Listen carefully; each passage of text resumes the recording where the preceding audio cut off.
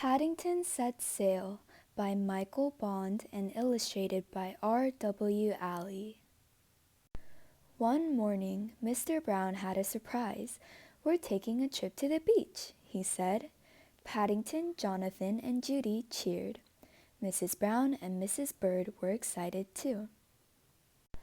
Paddington had never been to the beach. He did not know what to bring, so he packed everything.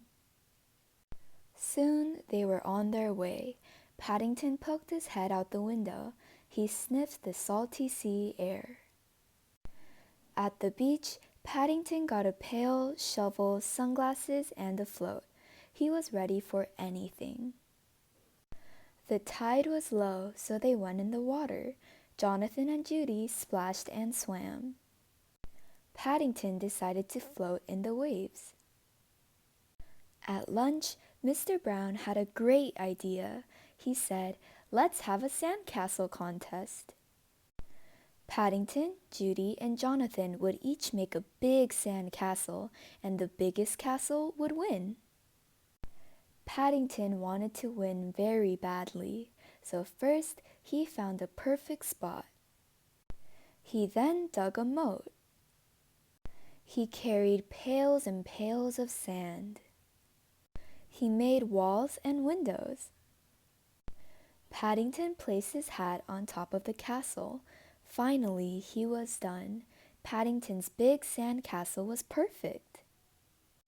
Paddington sat inside his castle. Sandcastle work was hard and he was tired. He ended up falling asleep. Oh no! The tide had come in. It knocked down Paddington's sandcastle. It carried Paddington's pail out to sea, with Paddington on it. The Browns were worried. It was getting late. They found Paddington's hat, but could not find Paddington. Where had he gone? Then the Browns spotted people gathered near the pier.